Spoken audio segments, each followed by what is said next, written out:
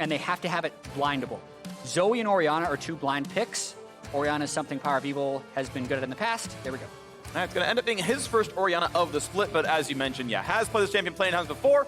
So now it is time for the answer in the mid lane. Syndra going away, of course, is the most typical answer to Orianna. That was banned way long ago, and FlyQuest, I think, felt pretty comfortable with Orianna as a result. Golden Guardians, what do they want to play for themselves? They're going to Blitz hover. I enjoy that. I enjoy when you hover someone else's hover. You go for the Zoe here for GoldenGlue. Yeah, that was one where Zoe is something that a lot of teams are willing to blind pick anyway, but Orianna is not necessarily something that jumps out at you for having a lot of hard counters. Sometimes people want to play something like Yasuo into it, but GoldenGlue couldn't do that for team composition reasons. They'd have all physical damage, so I could accept the Zoe pick here.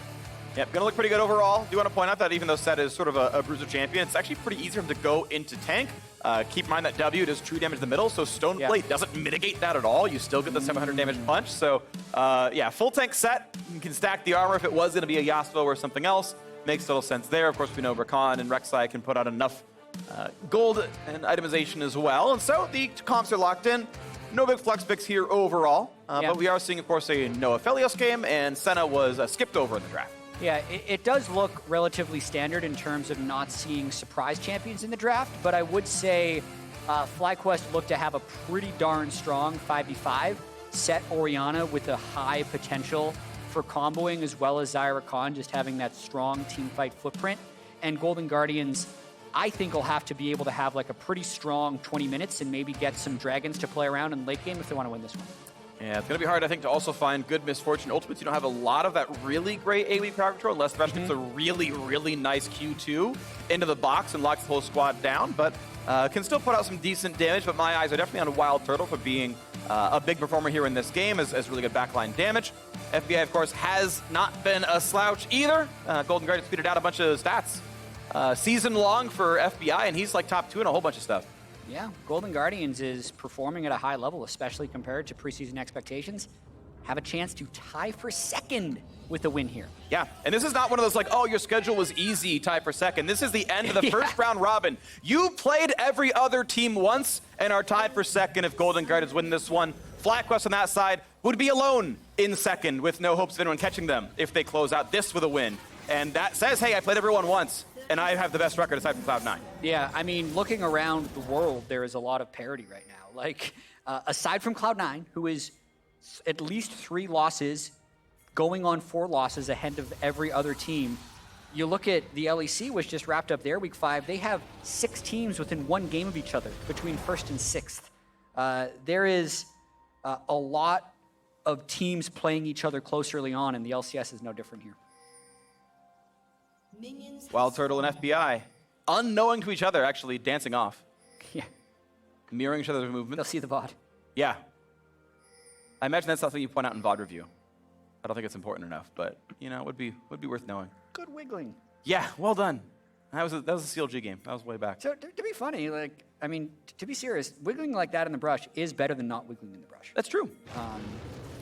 It means you're already moving in a direction like when a skill shot happens and makes it harder to land stuff on you. Absolutely the case. Almost never happens. Almost never matters, true. But sometimes that like 1 in 500 thing that you do ends up being a really big difference. And it was that 500th game. And that was the Game 5 of the World Championship or something. Who knows, you know? Like every once in a while, you get something big. Well, this is... Yeah, Santorin started Wolves, not Blue, because it's faster for Rek'Sai and still gives him quick experience. If he wants to do like the fastest level 3 on Rek'Sai, he'll do Wolves, Red, Krugs, and then be able to gank bot in like a few seconds faster than maybe Golden Guardians would be expecting.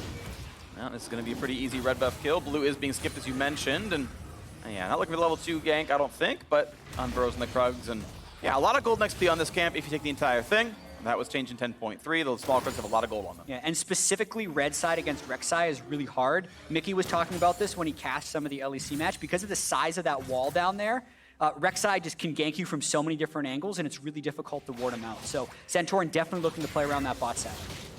And Closer taking down the rest of these chickens down here, gotta say. Fairly similar camps done as Closer finishes the entire top set of his jungle. And there comes the attempted flash against nice flash away for FBI. Keith plays back, but Santorin saw that one coming, so hey, that's flash for flash. Good reflexes on FBI. Really quick reactions there by FBI. Kind of knew that, hey, there's a Rek'Sai here, we got to be careful. The closer isn't actually in position to cover yet, but Santorin can't know that and kind of has to back away while FBI really wants to stick around to get this cannon CS. All right, does end up being flash for flash overall, though I'd argue MS Flash is really, really valuable here. Yeah. And they can look to fight for the Scuttle Crab. Now, both junglers are level 3. Despite the one camp lead for Closer wearing a blue buff, that's not that important as Hauntzer can't quite get the damage in a Viper as top is pushed in. And if Hauntzer CS as well, should be tying up that farm. Kind of interesting evaluating this early game of like where should Santorin go? Because on one hand, yes, you have the Xayah, Rakan, Rek'Sai, but like Sett plus X tower dives are just really, really good. One of the reasons his priority is so high, because he can push in and out-trade almost everyone early. Speaking of, or just threaten a solo kill. Like imagine if a Rek'Sai's up there now. Oh, actually, no flash on FBI. Damage onto Keith. Good job by FBI getting away from all the Roots potential, though, as they finally do jump back to each other. But that Guardian Shield actually blocked nothing, and FBI was done fighting. So Closer's coming in for a gank bottom, whereas Rek'Sai's thinking about a gank top. No flashes on AD carry or support.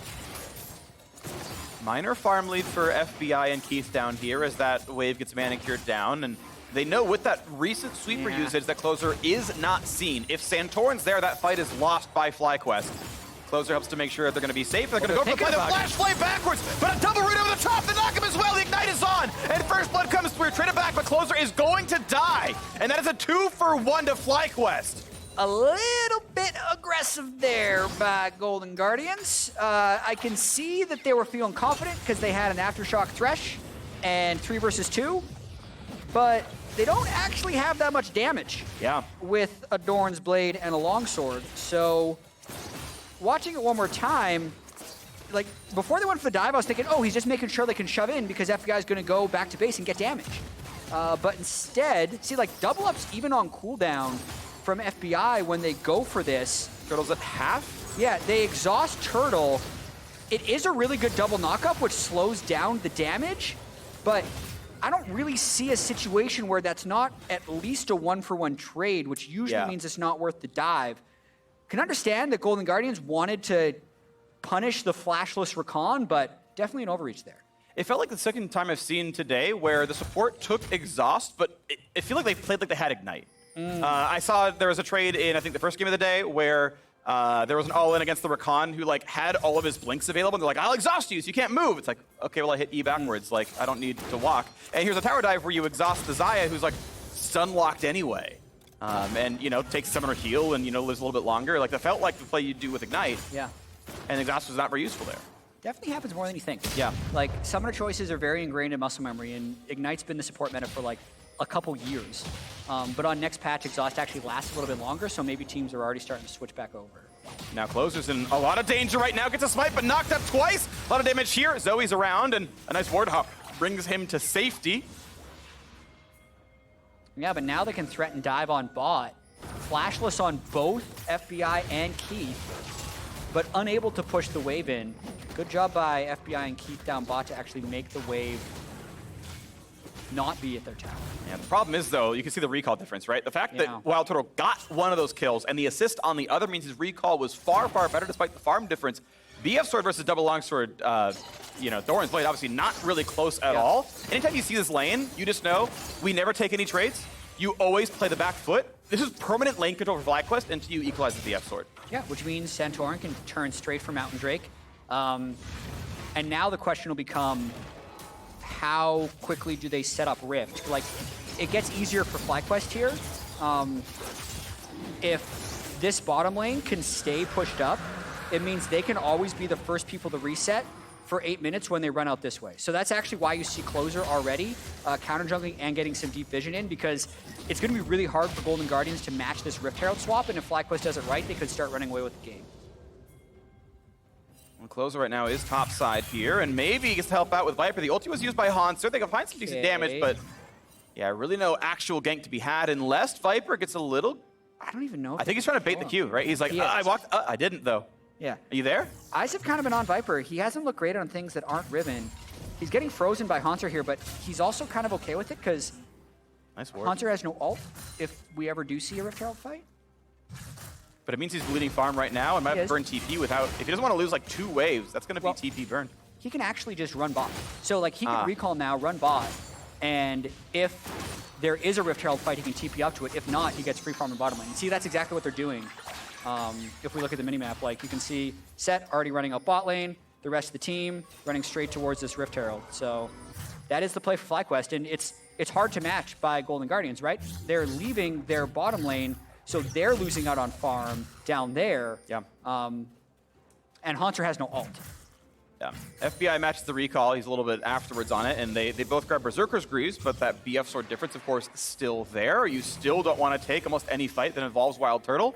Only difference being that it is flashed down on the Xayah, but with ult, you get away from almost any meaningful crowd control. Any meaningful dive attempts either. So I still don't like the 2-on-2. It's still lane pressure. Yeah. Like, this probably still turns into Herald. I wonder if it's worth Golden Guardians like saying, you know what, screw it. We're going to stay duo bot lane because we can at least push Sett and like try to trade turrets. I think that is definitely something you could try with the MF Thresh, or when they saw Viper down there, at least 5v5ing at Rift Herald, but that just has the chance of being super disastrous if the TP is matched. What they've done now by sending Hauntzer bot with no TP is they concede Rift Herald. They don't lose a huge amount of CS and like the disaster scenario is gone, but that 800 gold is going to turn into 1.3k pretty soon. You can see Santorin gets around to the eye finally, does do a little bit more there. GoldenGlue finds some poke though, and that is maybe enough to stop it all.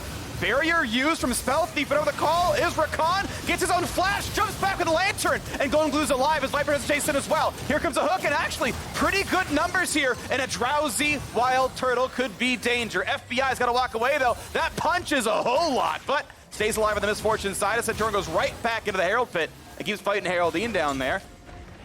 No one dies. GoldenGlue is just a wild card. They're outnumbered, but he lands so much damage on Santorin, he starts the fight. Hauntzer's actually walked up from bottom lane to match the TP 30 seconds later, and that Herald is angry. PoE is ulti-less, and that's maybe a small thing for Golden Guardians here, but they do manage to stop the Herald play. They bleed the teleport out of Viper, and I mean, Hauntzer keeps his CS lead, and top got closer to equalizing. And now, Hauntzer's gonna have TP advantage on Viper, which means FlyQuest can't actually do it. What a fascinating series of events. Nice Keep running. Yep, Moby's now down, but can't be caught anyway. And I think a lot of that is predicated on GoldenGlue finding that first poke and then managing to take barrier and take flash and get the hell away. Yeah, the escape was something else, actually. Yeah. Just like double flash over the Raptor wall to avoid Viper's flank and IgNar's flank. IgNar had like amazing teamfight positioning. That was so close to being just a wipe for Golden Guardians, but instead, they actually gain some CS tempo and prevent Rift from going down. And you mentioned the gold difference being 800 when Herald was started. The gold difference now is only 3. Oh no, he missed! That's not in the brush! The control ward? Yeah! It's definitely not in the brush. That is a feeling I know very well as someone who has to ward lanes. Now WildTurtle still has ulti though, gets exhausted. There's the ult finally coming down. Keith! Oh, that's so much damage! Yeah. A solo kill in the 1v2 for WildTurtle. Burns everything, but worth. 100% worth. Keith was trying to do that sweet outplay of like, ooh, I know he's coming out while my hook's landing, but isn't necessarily looking at his own health bar there. You can see, this is, by the way, I want to point something out. Well, we got this going on right here, though, the quick replay is Turtle. It's awesome for the slow, I think. Yeah? Yeah. But, also the fact that the turret just on Keith, that's a whoopsie. That is a misplay right there. So this graphic, by the way, I want to point out, this is why I think gold difference is a way better stat than CS difference. Because Closer went and got a kill and did some stuff, right? So even though he's down in farm, he's actually done a lot of stuff for the squad. Has had a very eventful early game. Okay, that dive was a little, XD, maybe we'll say, because it was 2 kills. But IgNar now going to find a teammate, and Keith, that's going to be ISO death. Number 4, can he get back? Okay, he gets the squad, but it's still a death coming through. The kick doesn't do a whole lot of much. And Keith definitely overstayed onto that one, but there might be a re-engage. No, it's not going to be any good.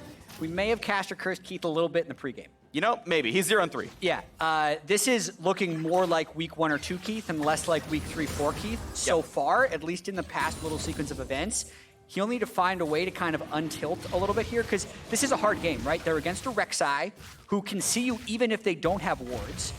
And also, the overall team comp for Golden Guardians, it is really hard for them to actually manufacture fights. So Keith is going to have to press a little bit, but he can't make plays like happened up in the top lane or have those deaths where the other team doesn't need to actually sacrifice that much to get you. Yeah, a couple of oversteps, unfortunately. That is, you know, the aggression sometimes a bit more than he needed as PowerOfEvil clears the mid lane once again. He's got to have a lot of money on himself. Yeah, 2,500 as he goes for the recall. It's going to be a nice power spike in there, as we'll probably see the Luden's Echo or something similar. Boom. It's like he built the standard mid lane item that everyone always buys. How could he have known? Nice bit of knock up there as Viper regens about 700 health per second and goes back to full. Yeah, Hauntzer needs to keep this pressure up because not much else is working for Golden Guardians right now. Even when they get to teamfight phase, as we mentioned before, it's going to be tough. This is very much in the control of FlyQuest right now with the 2 Drake lead as well as having the gold and actually being able to at least threaten this Rift Trail. It's not on vision, so they have to kind of face check to get in there. Even if Hauntzer could TP in, they have nowhere to go. No, it's going to be a pretty clean hero pickup this time around. 14 minutes in, so no plates to crack, but a turret in and of itself still obviously valuable. 650 total with the first turret gold on top, and that's going to be, you know, about half of the gold lead they already have right now. So pretty good extension there if they make it one happen. There's a double up, and Closer's waiting in case there's something aggressive. Of course, sadly for him, he's sitting on a ward. I wonder if we're going to see any PoE specials on Orianna this game. Because he used to be the guy who had, just misses those, good ward. PoE used to be the guy that did the Nashor's Orianna. He also used to be like the God of Ages Orianna, Throw a other stuff. This will likely just get the turret. Luden's is a very standard open, so I don't really know if there's much deviation to have from there. Sadly, I think we're not going to get it. Yeah, I always got to keep my eye out for PoE with weird builds. I mean, we've seen, well, he had a Cinder game, right, where he was, okay, if there's a fight, we gotta wait for that one. There's DP in as well. This is Golden Guardians going for broke, charmed up, knocked up, but there could be a nice engage. The flay onto 2! Bullet time over the top, at least a kill picked up, but it cost them a lot of summoner spells for that play.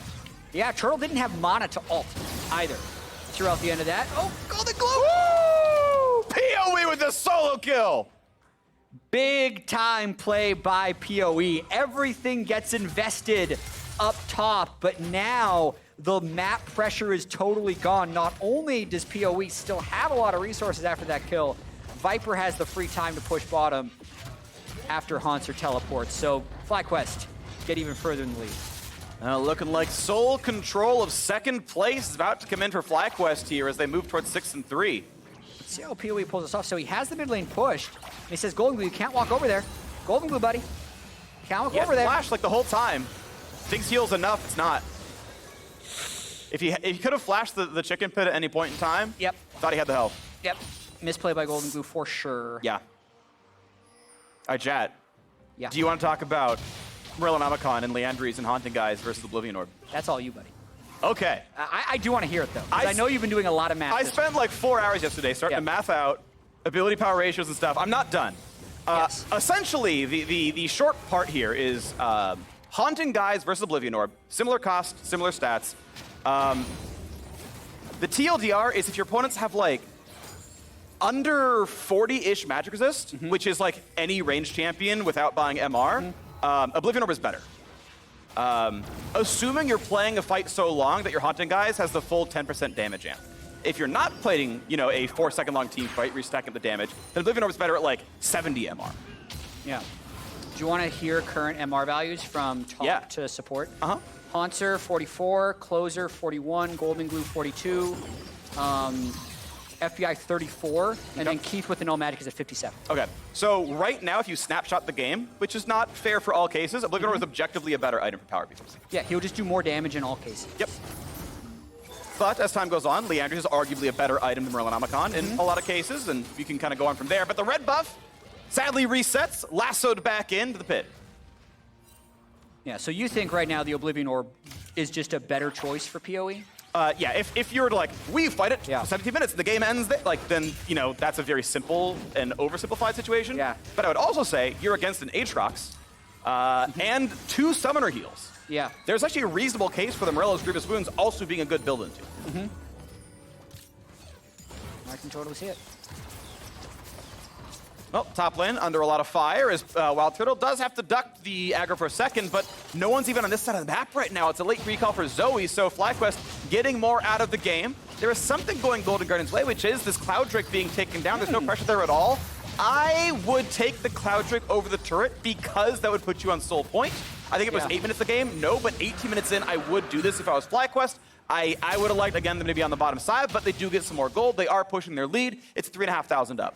Yeah, I think that is always an easy thing to say from like spectator client with our current view. Taking a turret for one Cloud Drake in itself is like, FlyQuest is now further ahead than they were a minute ago.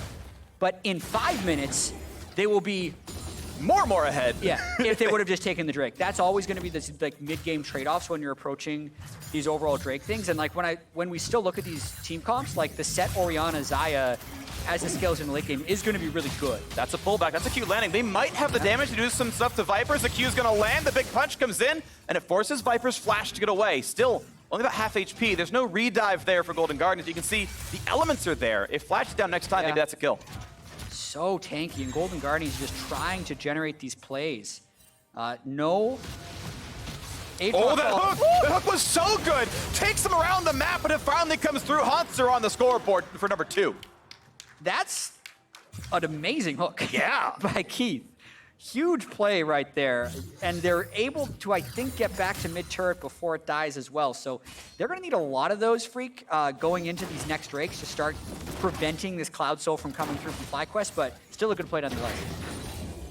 And as the mid lane is now being cleared yet again by PowerOfEvil, who feels very safe. Highest CS in the game by a lot. 2 kills for the team as well. Here comes that play again, right in front of a ward. Yeah, Keith walks straight over ward with his Moby boots, and then, whoo, mid-tunnel, and then a kick for good measure to get him closer to the rest of the team. Good night, Santorin. Yeah, I think that kick was to try to preempt the possible flash, because as soon as the hook lands, flash to the wall, he's safe. And so you try to time your kick around the time that Death Sentence ends, and that way there's never time for flash. Just the Thresh just like follows through the whole time, just like riding the lasso, like there's a bull out of control. And they get the kill over, nicely done by the whole squad. But it's still a lot of gold to work back from FlyQuest. 3-0 on turrets. They're still up the Drake. They're up 3,000 gold. Still looking like that push towards second place for the team. We'll see. Leandri's tournament, of course, now done for the Orianna. Again, good if your fights are going to be fairly long. And now we can see what the next little move might be. IgNar, by the way, very correct on Zoe. She's very short fight. Yep. Right. You never have time to amp the damage. You're doing single pokes. Oh, that's a big shockwave. That's FBI! Oh, almost opened up in the mid lane. Now, would he be dead with the Morellos right there? Pretty sure, yeah. Yeah. Outright dead with Morellos. Because he's used Summoner Heal. No. Not only would they have reduced the healing, it would have had higher upfront damage. Yeah. Grievous Wounds is like 112 true damage against Summoner Heal. Yeah. Which is like what the full Leandri's Burn does in and of itself. Sweet. Either way. Yeah. You live with the consequences of your choices. Absolutely. Yeah.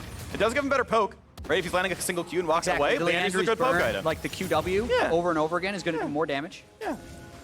But if you're trying to one-shot somebody, you know, that's the build. All right. It's all about backline versus frontline. The math roughly lines up to be fairly true in that regard. As Golden Guardians now back out on the map, looking to control a little bit of this bottom river. We've got about 1.5 minutes to the second Cloud Drake spawns as Golden Guardians stack up their ult cooldowns. It's not useful for the Zoe very much, but everyone else not too bad.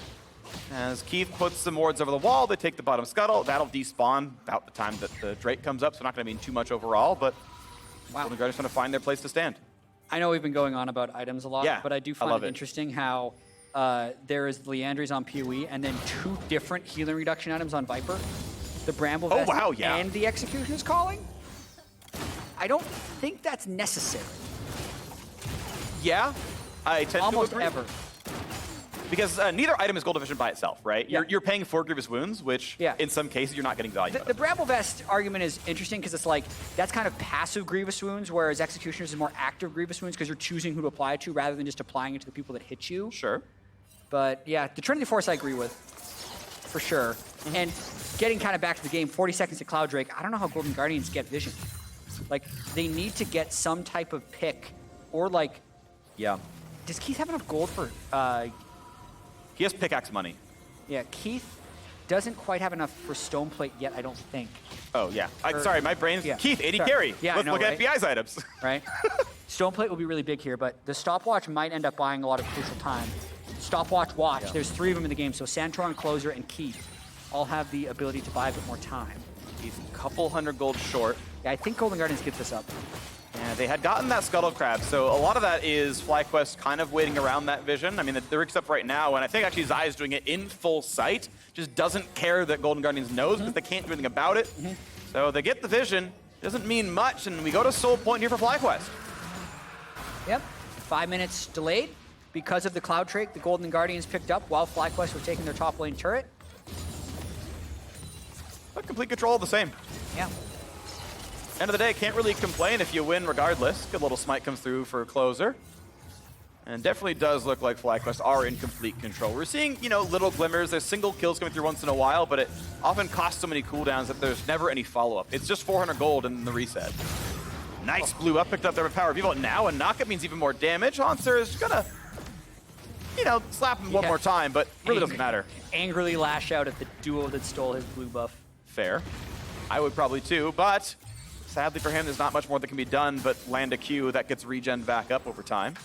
GoldenGlue now on a little split push duty, knocking down some of these minions, and, you know, will at least chip away at that turret because he pushed the minion wave in, but he won't even attack the turret once.